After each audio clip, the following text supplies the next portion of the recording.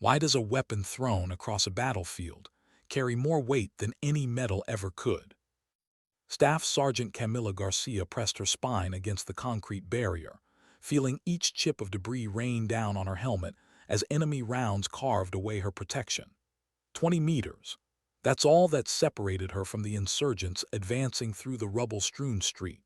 Her empty magazine had hit the ground with that distinctive metallic ping that every soldier dreads, the sound that means you're down to borrowed time. One round left in her M4 carbine. One. But 50 meters away, across this hellscape of concrete and smoke, Navy SEAL Commander Jake Sullivan was fighting his own desperate battle.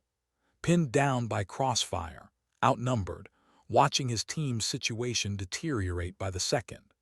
And in that moment, when most commanders would focus solely on their own survival, Sullivan made a decision that would define everything about who they both really were. He looked across the battlefield, saw her predicament, saw what was about to happen. And without a word, he hurled his personal weapon through the air in a perfect arc, shouting over the gunfire, "Viper, catch!" But to understand why Commander Sullivan would risk everything for a Marine he'd only met 3 months earlier, you need to know how Camila Garcia earned her call sign in the most hostile places on Earth. You need to understand what happens when someone grows up learning that backing down isn't an option, and that protecting others isn't just duty, it's identity.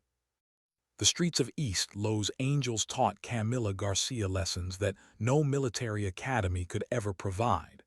When your father works double shifts at the factory and your mother cleans office buildings until dawn, you learn early that survival isn't about yourself.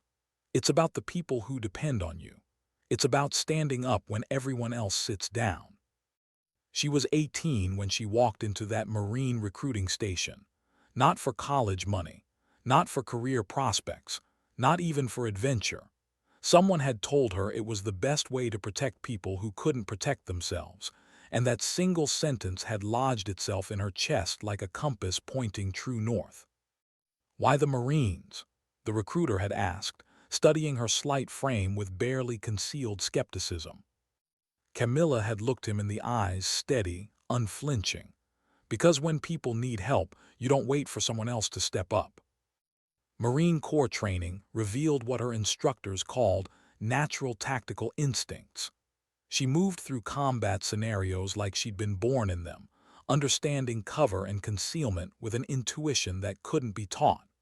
Her marksmanship scores didn't just pass requirements, they shattered range records that had stood for years. But what really set Garcia apart wasn't her shooting. It wasn't her physical conditioning or her technical proficiency. It was how she approached every single training exercise like lives depended on her performance. Because in her mind, they always did. Her drill instructor, a 20-year veteran who trained thousands of Marines, pulled her aside after a particularly brutal urban warfare simulation. "Garcia, I've been doing this for 2 decades. I've seen recruits who were stronger, faster, smarter. But I've never seen someone who carries the weight of everyone else's safety the way you do." She'd simply nodded. "That's what we're here for, sir." "No," he'd replied, studying her with new understanding. "That's what you're here for. Most people have to learn that level of commitment. You brought it with you." 2 years later, during her second deployment to Syria, that commitment would be tested in ways she never imagined. What do you do when intelligence reports are catastrophically wrong? When a routine operation becomes a nightmare that threatens to consume everyone you've sworn to protect? Camilla was assigned to joint operations with Navy SEALs, including Commander Jake Sullivan, a 15-year special operations veteran whose reputation preceded him into every combat zone. Sullivan had never met a Marine he considered his equal in combat effectiveness. That was about to change. The operation was supposed to be straightforward: raid an ISIS command center, neutralize the target, extract. Intelligence reported 12 enemy fighters, light defensive positions, minimal resistance expected. The kind of mission experienced operators complete without breaking a sweat. Instead, they found 30 heavily armed fighters, overlapping fields of fire, and a factory complex that had been turned into a killing zone. Sullivan's SEAL team hit the ground and immediately found themselves pinned down by sustained automatic weapons fire from multiple buildings. Enemy fighters were maneuvering to flank their position, while machine gun nests kept them locked behind whatever cover they could find. Standard protocol called for Camilla's Marine squad to maintain overwatch and provide covering fire for extraction. Watch from a distance, follow orders, keep your people safe. But as Camilla studied the battlefield through her scope, she could see Sullivan's team about to be overrun. 4 highly trained operators trapped in a kill zone, taking fire from positions they couldn't even see, let alone engage. Protocol said one thing, her conscience said another. Without permission, without backup, without even informing her squad leader of her intentions, Staff Sergeant Camilla Garcia disappeared into the urban landscape like a ghost. For the next 15 minutes, she systematically dismantled the ISIS defensive network from behind enemy lines.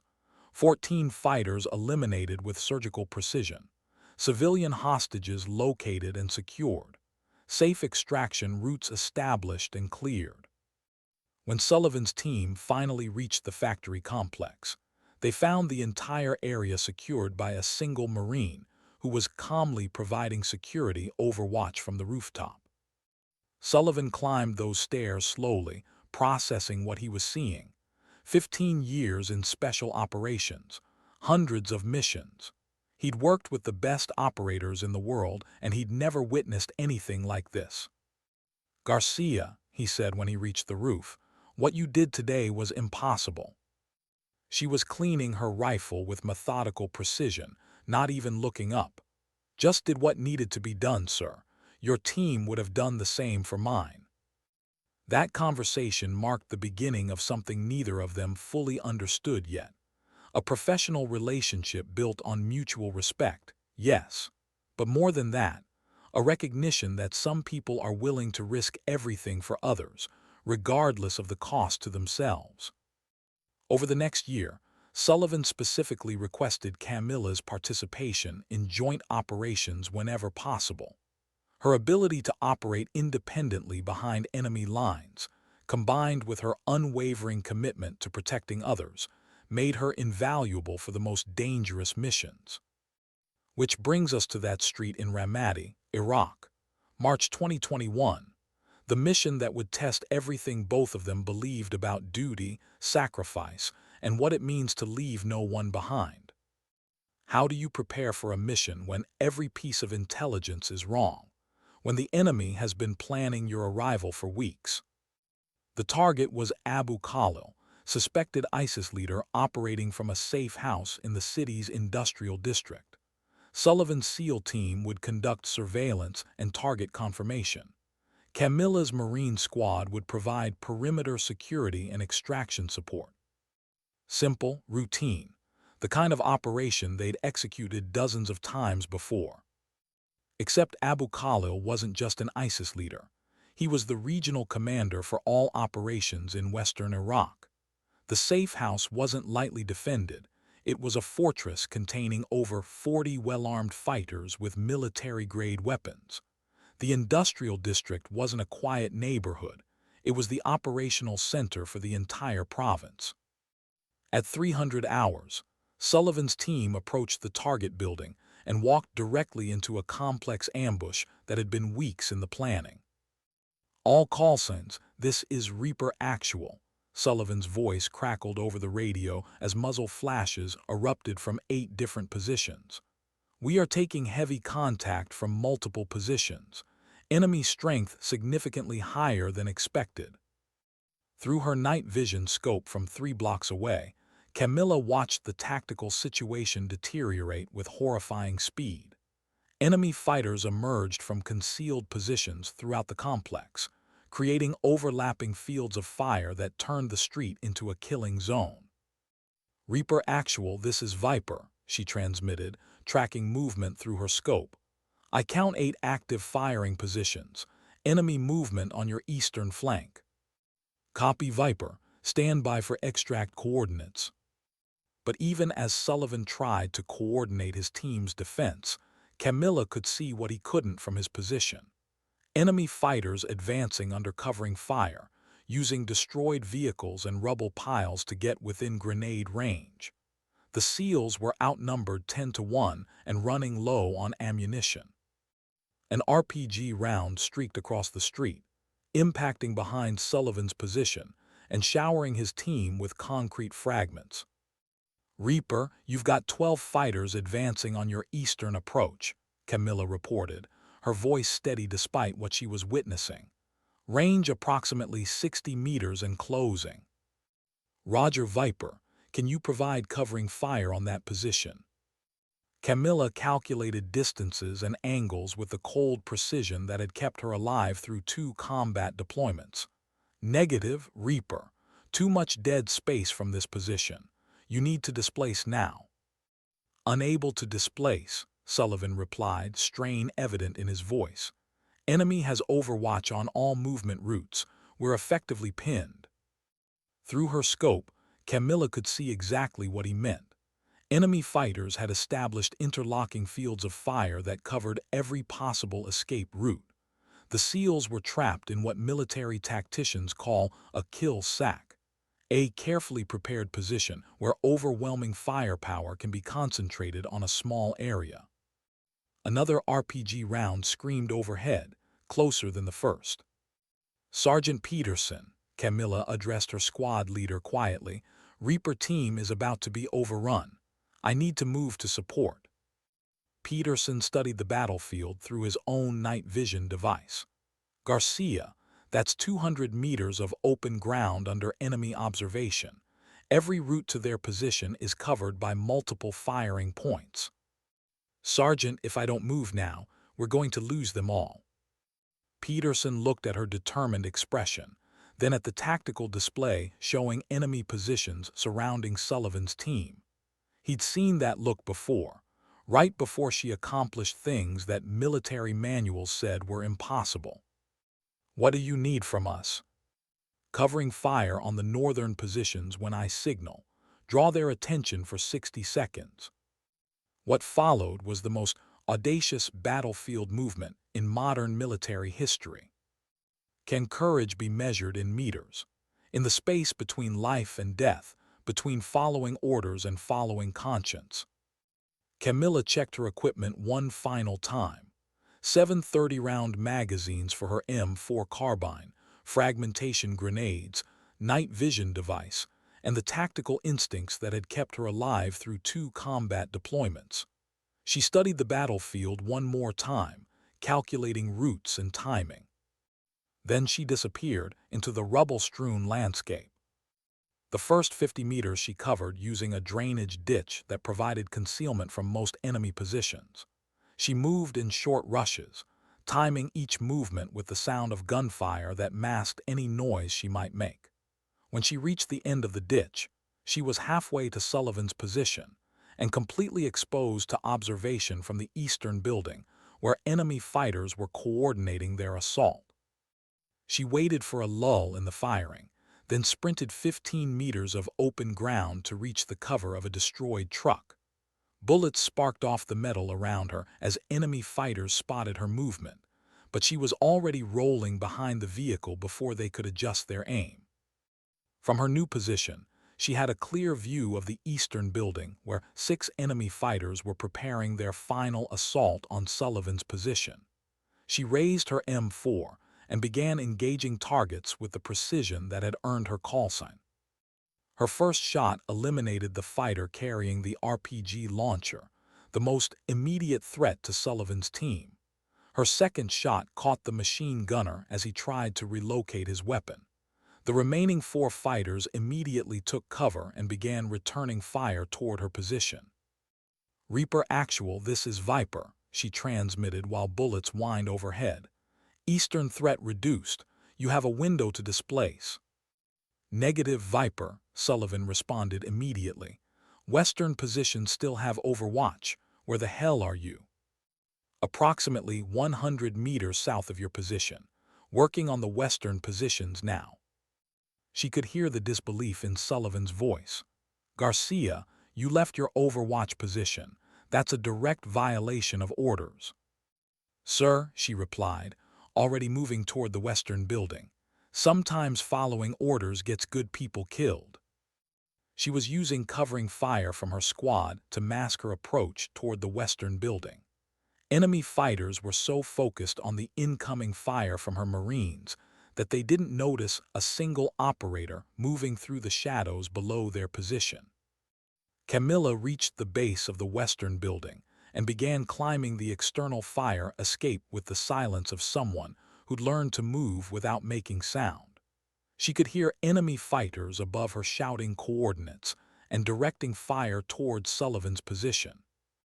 On the third floor, she found 4 ISIS fighters manning a PKM machine gun that was keeping Sullivan's team pinned down. They never heard her approach. Her suppressed M4 eliminated all 4 targets in less than 10 seconds. Suddenly, the heaviest enemy fire stopped. "Reaper, Western Overwatch is clear," she transmitted while checking for additional threats. "You have freedom of movement to the south." But even as Sullivan's team began moving to better positions, she could see new problems developing.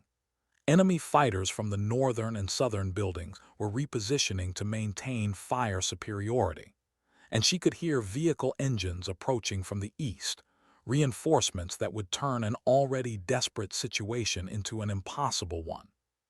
"Viper, we've got movement from multiple directions," Sullivan reported as his team established new defensive positions.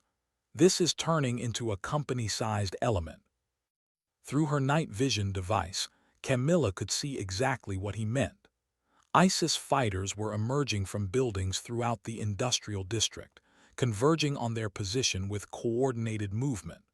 What had started as an ambush was becoming a full-scale battle against overwhelming odds. "Reaper, recommend immediate extraction," she transmitted while engaging new targets from her elevated position. "Enemy strength approaching 40+ fighters."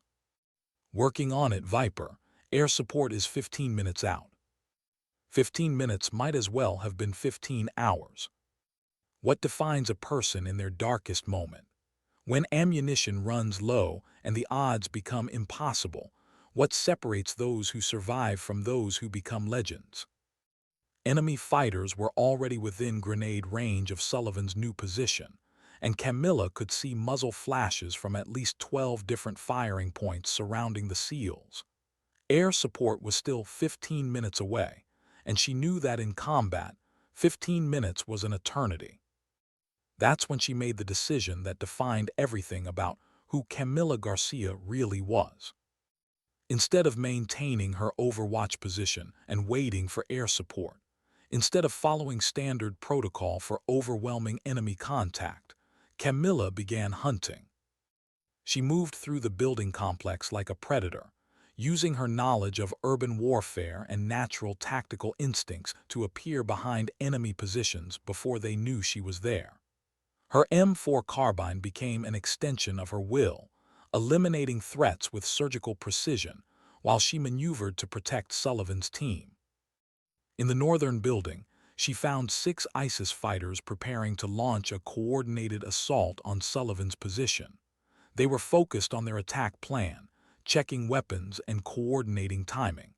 Camilla eliminated all 6 before they could execute their assault.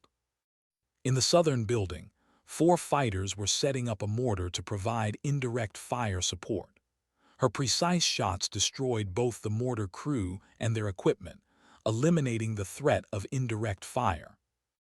One by one, she systematically dismantled the ISIS attack before it could overwhelm Sullivan's position. But every engagement consumed precious ammunition, and she was running dangerously low. 23 rounds remaining.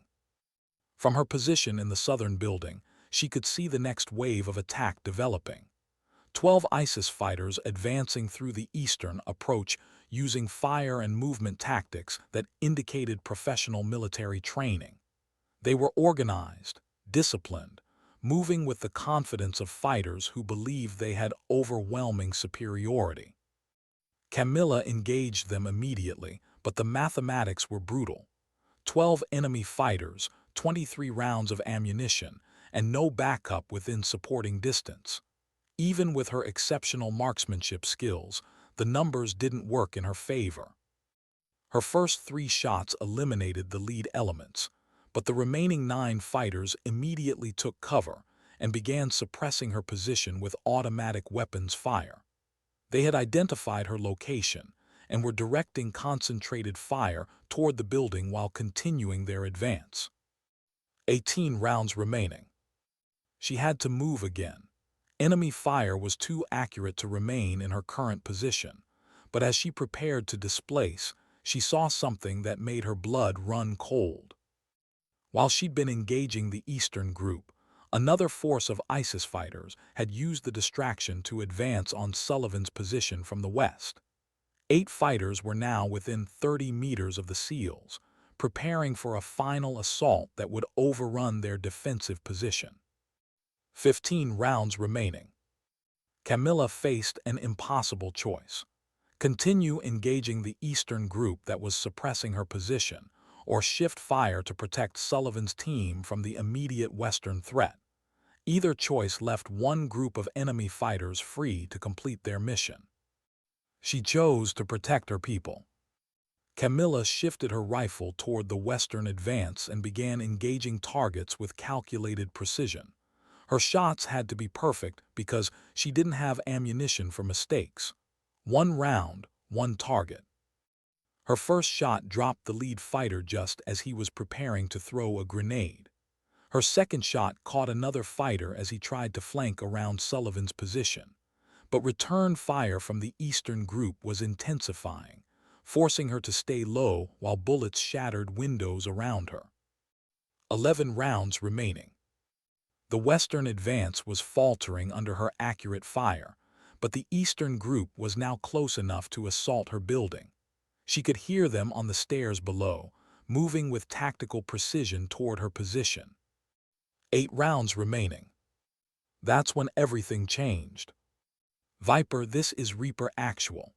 Sullivan's voice crackled over the radio with an urgency she'd never heard before. "I can see your position. You're about to be overrun from below." She could hear the enemy fighters getting closer, their equipment rattling as they climbed the stairs toward her floor. She had maybe 60 seconds before they reached her position, and not enough ammunition to fight her way out. "Roger, Reaper, I'll handle it." "Like hell you will," Sullivan replied. "You're about to be outnumbered 8-1 with minimal ammunition." Through the building's windows, she could see Sullivan's position approximately 50 meters away. The SEALs had managed to establish better defensive positions using the time her attacks had bought them, but they were still surrounded and under fire from multiple directions.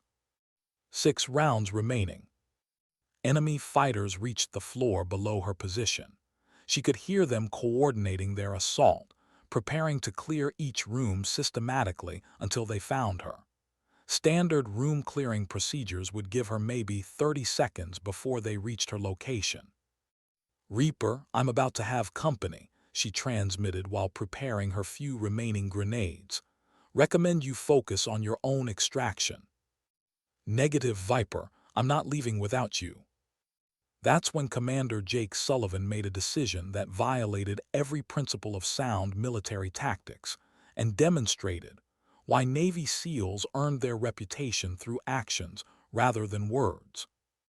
Instead of focusing on his own team's survival, instead of maintaining his defensive position while she dealt with her own problems, Sullivan began moving across the battlefield toward her location. When does loyalty transcend logic? When does brotherhood become stronger than self-preservation? "Reaper, what are you doing?" Camilla transmitted as she watched him leave cover and begin advancing under fire. "I'm coming to get you," Sullivan replied calmly, as if crossing a battlefield under enemy fire was routine procedure. "Sir, you'll never make it. Too much open ground, too many firing positions." "Garcia, I've watched you do impossible things for the past year. Time for me to return the favor." Camilla watched in amazement as Sullivan moved with the fluid precision of someone who'd spent 15 years in combat zones. He used every piece of available cover, timed his movement with enemy fire patterns, and advanced with the professional competence that had earned his own legendary reputation. But she could see what he couldn't. Enemy fighters in the northern building were tracking his movement, preparing to engage him as soon as he entered their field of fire. 4 rounds remaining. She had a clear shot at the northern position, but taking it would reveal her location to the ISIS fighters who were currently searching the building below her. Once they knew exactly where she was, they'd coordinate their assault and overwhelm her position within minutes. But Sullivan was about to walk into a kill zone. She didn't hesitate. Camilla's rifle cracked twice in rapid succession, eliminating both fighters in the northern position before they could engage Sullivan's advancing figure. Her shots were perfect center-mass hits that dropped both targets immediately. 2 rounds remaining. But her muzzle flashes had revealed her exact position to every enemy fighter in the area.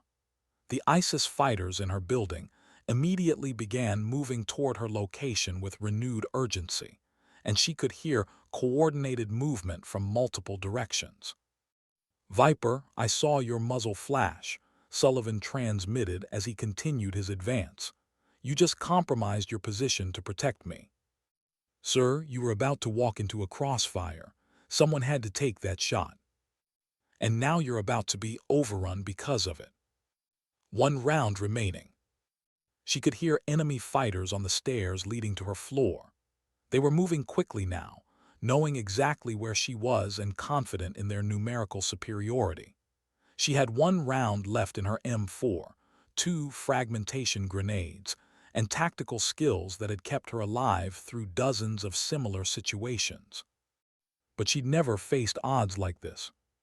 The first ISIS fighter appeared in her doorway, AK-47 raised and ready to fire. Camilla's final round took him down instantly, but she could hear at least 3 more fighters behind him, moving up the stairwell with coordinated precision. 0 rounds remaining. She reached for her grenades, but enemy fire from the stairwell forced her to stay behind cover.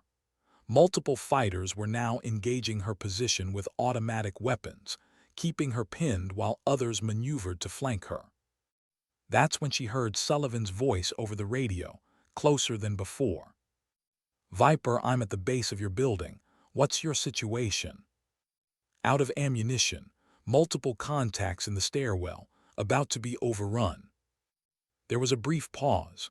Then Sullivan's voice came back with absolute calm. "Roger, stand by for immediate support."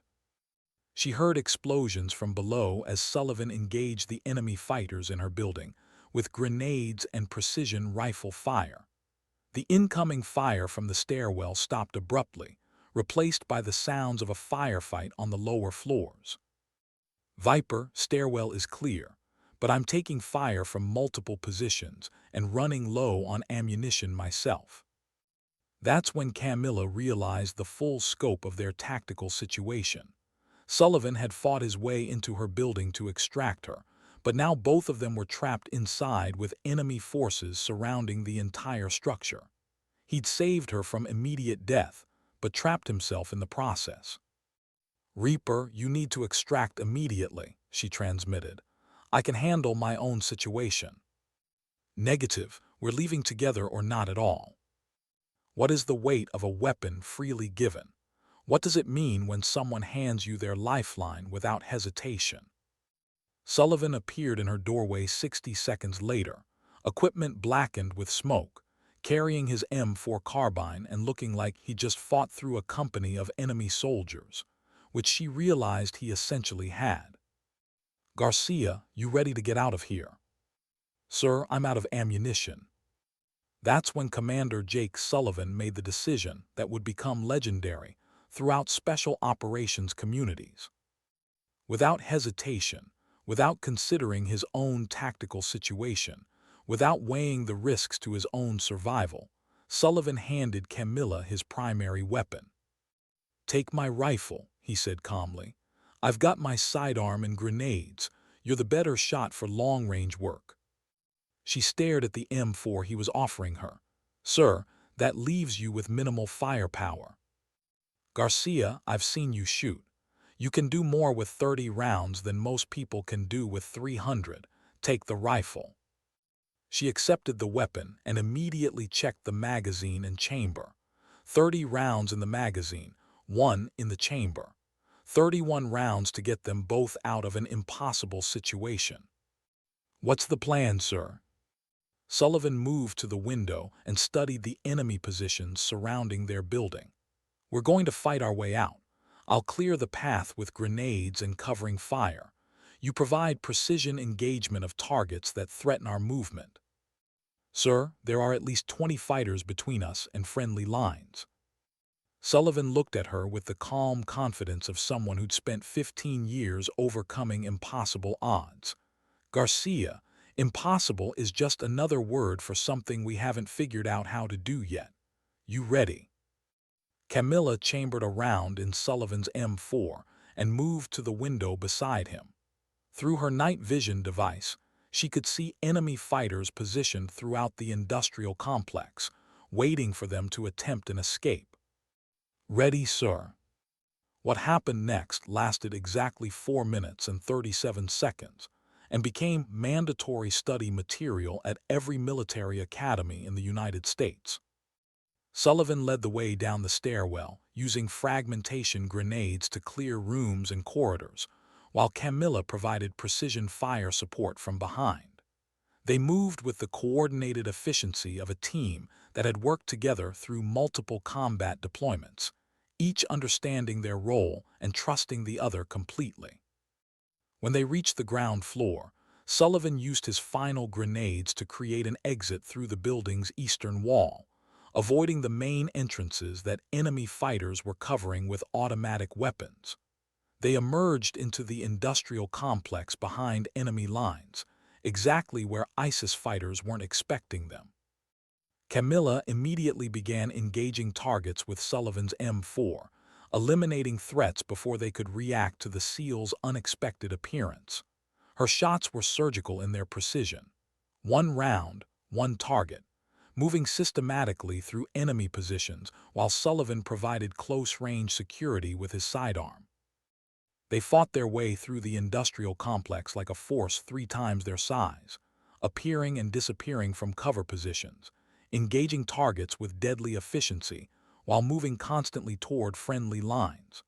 When ISIS fighters tried to establish defensive positions, Camilla eliminated them before they could set up effective fields of fire. When enemy forces attempted to coordinate their response, Sullivan disrupted their communications with precisely placed shots from his pistol. 4 minutes and 37 seconds after leaving the building, they reached the perimeter where Camilla's Marine squad was providing overwatch and fire support. "Viper Reaper, this is Peterson," her squad leader's voice crackled over the radio. "We have eyes on your position. You're clear to friendly lines." They crossed the final 100 meters under covering fire from the Marines, moving with the tactical precision that had gotten them this far. When they finally reached safety behind friendly positions, both were exhausted, nearly out of ammunition, and covered with the dust and smoke of urban combat. "Garcia," Sullivan said as they collapsed behind the Marine defensive line, "I need my rifle back." She handed him the M4, noting that she'd expended exactly 18 rounds during their fighting withdrawal. "Sir, I saved you 13 rounds." Sullivan checked his weapon and looked at her with an expression that combined amazement, respect, and something approaching awe. "Garcia, in 15 years of special operations, I've never seen anything like what you did tonight. You saved my entire team, fought your way through impossible odds, and completed a mission that should have required a full platoon."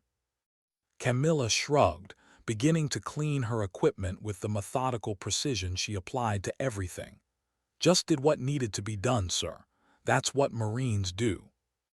"That's not what Marines do," Sullivan replied. "That's what legends do. What transforms an action into legend? What turns a moment of desperation into a story that echoes through generations?"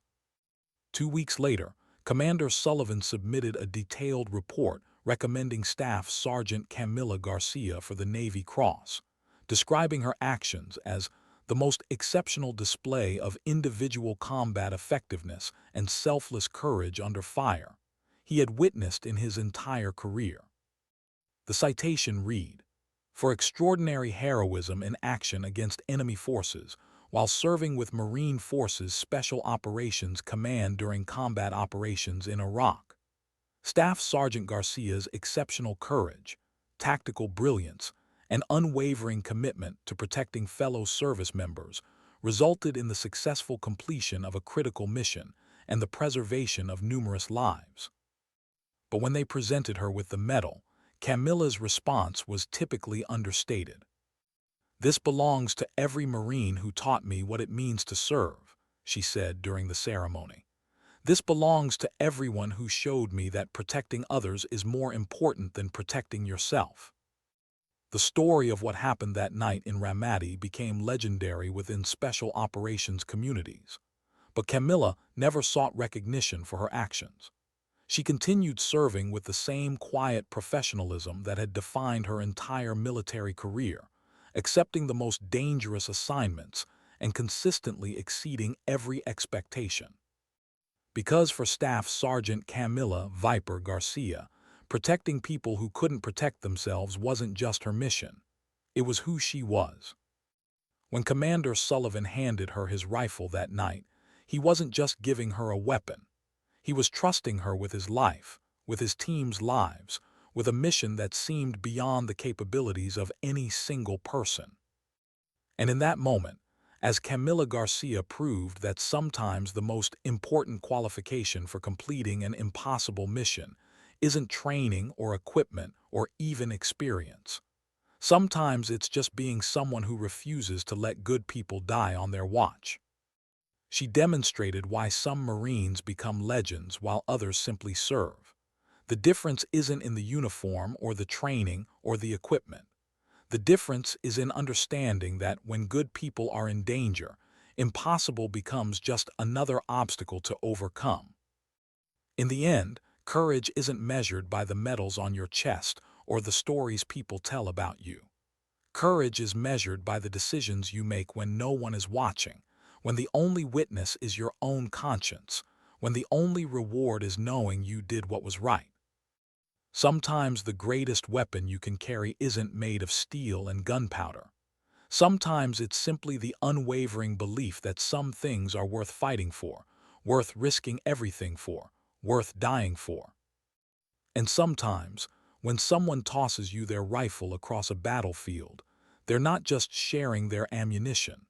They're sharing their faith in who you are and what you're capable of becoming. That's the weight Camila Garcia carried that night in Ramadi. Not just the weight of Sullivan's M4 carbine, but the weight of trust, responsibility, and the knowledge that when good people are counting on you, failure isn't an option. In the darkness of that industrial complex, surrounded by enemies who wanted nothing more than to see them both dead, two warriors discovered something that no military manual can teach: that true strength isn't about what you can do alone. It's about what you're willing to do for others. The last round in her rifle wasn't just ammunition. It was a promise, a commitment, a declaration that some bonds forged in battle transcend rank, branch of service, and even survival itself. And when the smoke cleared and the casualties were counted and the reports were filed, one truth remained. Sometimes the most powerful weapons are the ones we give away. Sometimes dignity doesn't announce itself with fanfare or demand recognition. Sometimes dignity simply acts, and in acting, transforms not just the moment, but everyone who witnesses what's possible when human beings refuse to abandon each other in the darkness. That's the real story of Staff Sergeant Camila "Viper" Garcia. Not just what she accomplished, but why she accomplished it. Not just how she fought, but who she fought for. In the end, we're all measured not by the battles we win, but by the people we refuse to leave behind.